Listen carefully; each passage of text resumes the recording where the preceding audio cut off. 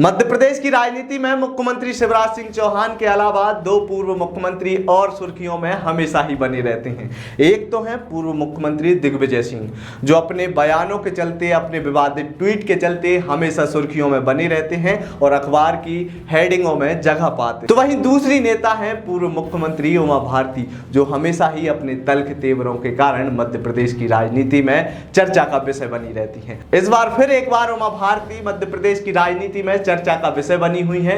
आज की वीडियो में हम चर्चा करेंगे कि पूर्व मुख्यमंत्री उमा भारती इस बार क्यों चर्चा का विषय बनी हुई है और इससे पहले कब सत्ता संगठन के विरोध में उमा भारती ने अपने तेवर तल्ख किए हैं। नमस्कार, मेरा नाम है अंकित और आप देखना शुरू कर चुके हैं आयुध।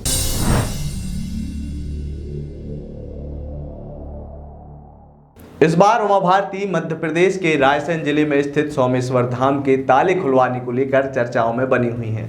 दरअसल यह पूरा मामला 5 अप्रैल से शुरू हुआ, जब मध्य प्रदेश के प्रख्यात कथावाचक प्रदीप मिश्रा के द्वारा यह आह्वान किया गया कि बीते कई सालों से रायसेन के प्राचीन सोमेश्वर धाम में स्थित भगवान शिव ताले में कैद हैं।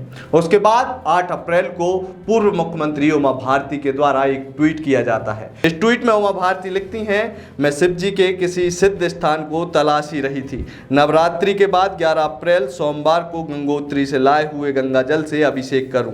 राजा पूरनमल और उनकी पत्नी रत्नावली, उनके दोनों बेटे और बेटी मारे गए। सैनिकों का तर्पण करने की भी बात कही। अचानक कल मध्य प्रदेश के एक प्रतिष्ठित अखबार से रायसेन में कथा कर रहे प्रतिष्ठित कथावाचक पंडित प्रदीप मिश्रा के हवाले से मुझे यह जानकारी मिली कि रायसेन के किले में ही एक ऐसा सिद्ध शिवलिंग स्थित है। एक के बाद एक इस विषय पर उमा भारती के द्वारा लगातार 11 ट्वीट किए गए। इन 11 ट्वीट का एक ही निष्कर्ष निकला कि उमा भारती रायसेन के प्राचीन सोमेश्वर धाम पहुंचेंगी और वहां पहुंचकर गंगोत्री से लाए हुए जल से भगवान शिव का अभिषेक करेंगी। लेकिन बात यहां खत्म नहीं, बल्कि यहां पर विषय शुरू हुआ था, क्योंकि जिस शिव मंदिर में उमा भारती के द्वारा शिवाभिषेक करने की बात कही गई, उस शिव मंदिर में पुरातत्व विभाग के द्वारा ताला डाला गया है और यह ताला साल में केवल एक बार खुलता है, वो भी महाशिवरात्रि के दौरान। उसी दौरान यहाँ पर श्रद्धालु अंदर जाकर प्रवेश कर पूजा कर सकते। इसके बाद से ही लगातार उमा भारती मध्य प्रदेश की राजनीति में फिर से चर्चा में आ गई, क्योंकि यदि उमा भारती सोमेश्वर धाम पहुंचती हैं और ताला तोड़ती हैं तो फिर से कोई नया विवाद खड़ा होगा। 11 अप्रैल सोमवार के दिन उमा भारती सोमेश्वर धाम पहुंची भी।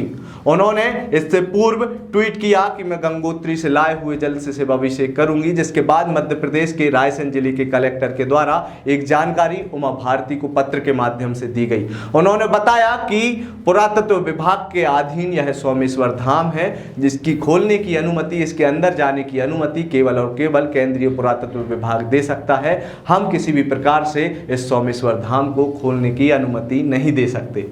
जिसके बाद उमा भारती 11 अप्रैल को रायसेन पहुंची और उन्होंने अपने तमाम समर्थकों के साथ मंदिर में पहुंचकर पूजा करने की जिद की। लेकिन साफ तौर पर उमा भारती ने यहां कहा कि मैं ताले नहीं तोड़ूंगी, यह ताला बड़ा कमजोर है, मेरे एक ही घूसे से यह ताला टूट जाएगा। उमा भारती के द्वारा एक पाइप के माध्यम से भगवान शिव का शिवाभिषेक कर दिया गया। उमा भारती ने कहा कि वह किसी भी प्रकार का विवाद नहीं चाहती। 11 अप्रैल को उमा भारती अपने समर्थकों के साथ रायसेन के सोमेश्वर धाम पहुंची। यहाँ पर उन्होंने पूजन अर्चन किया, लेकिन ताले बंद रहकर ही। उमा भारती के द्वारा यहाँ पर एक संकल्प लिया गया। यह संकल्प बेहद कठोर संकल्प था। उमा भारती के द्वारा यह संकल्प जब लिया गया तो फिर से एक बार उमा भारती के वो पुराने संकल्पों को याद करना आवश्यक। यह कोई पहला मौका नहीं था जब उमा भारती के द्वारा अपनी ही पार्टी के सत्ता में रहते हुए अपने तेवर तल्ख किए हों। इससे पहले भी कई बार उमा भारती अपने तेवर तल्ख कर चुकी हैं। अब बात करेंगे वर्ष 2004 की, जब उमा भारती के द्वारा कर्नाटक के हुबली से एक तिरंगा यात्रा निकाली गई। इससे पहले भी वर्ष 2004 में जब उमा भारती को तिरंगा विवाद से क्लीन चिट मिली, उसके बाद उन्होंने एक तिरंगा यात्रा निकालने का फैसला किया। ये तिरंगा यात्रा जब निकालने का फैसला उमा भारती के द्वारा किया गया तो दिल्ली में बैठा हुआ हाईकमान उनके इस फैसले से नाराज हुआ।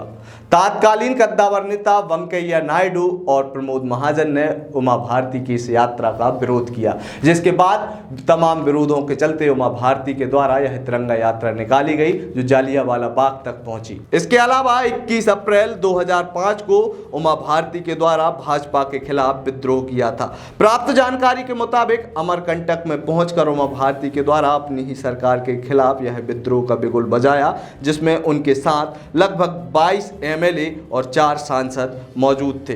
इन सभी सांसद और विधायकों के साथ उमा भारती ने शक्ति प्रदर्शन किया। वहीं वर्ष 2005 में ही उमा भारती के द्वारा एक ऐसा फैसला लिया गया जिससे पूरा सत्ता और संगठन सन्न रह गया। वर्ष 2005 में उमा भारती के द्वारा तत्कालीन मुख्यमंत्री बाबूलाल गौर के खिलाफ खिलाफत कर दी।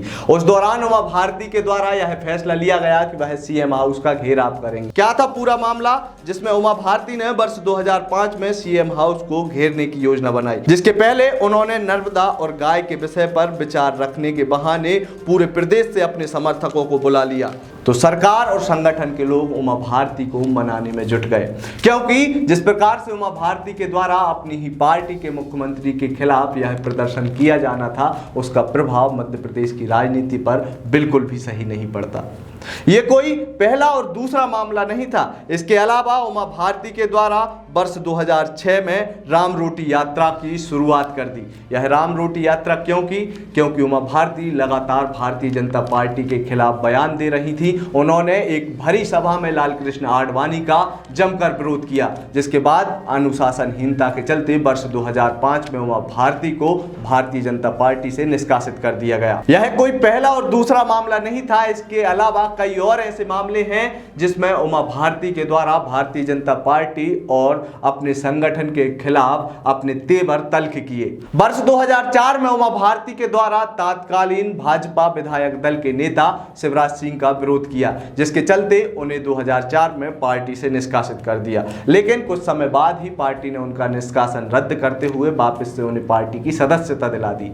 इसके बाद वर्ष 2005 में भी उमा भारती के द्वारा कुछ ऐसा किया गया, जिसके बाद पार्टी ने अनुशासनहीनता के चलते उन्हें पार्टी की प्राथमिक सदस्यता से निष्कासित किया गया। हुआ क्या था, उमा भारती के द्वारा वर्ष 2005 में एक बड़ी बैठक में तत्कालीन कद्दावर नेता लालकृष्ण आडवाणी का विरोध किया, जिसके बाद पार्टी ने यह निर्णय लिया और कहा कि उमा भारती के तेवर लगातार ही बदलते जा रहे हैं और यह तेवर अनुशासनहीनता की श्रेणी में आते हैं। जिसके बाद भारतीय जनता पार्टी के द्वारा उमा भारती को भारतीय जनता पार्टी से निष्कासित कर दिया। वहीं जब उमा भारती को भारतीय जनता पार्टी से निष्कासित किया गया तो मई 2006 में उमा भारती ने मध्य प्रदेश में एक नई पार्टी का गठन करने की घोषणा की। यह पार्टी थी भारतीय जनशक्ति पार्टी। मई 2006 में उमा भारती ने भाजपा के खिलाफ पार्टी का गठन किया और यह पार्टी आगामी दिनों में होने वाले विधानसभा चुनाव में चुनाव भी लड़ी।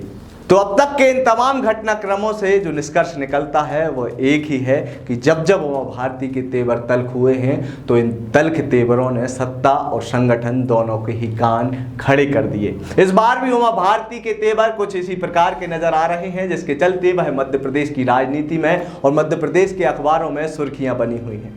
अगर आपको हमारा यह वीडियो पसंद आया हो तो आप हमें YouTube पर सब्सक्राइब कर सकते हैं, ट्विटर और इंस्टाग्राम पर हमें फॉलो कर सकते हैं। इसके अलावा आप हमारे फेसबुक पेज को लाइक करें। वहीं सबसे जरूरी, अब आयुध को आप आर्थिक तौर पर भी सहयोग कर सकते हैं। नीचे डिस्क्रिप्शन में हमारी UPI ID और हमारा QR कोड आपको उपलब्ध है।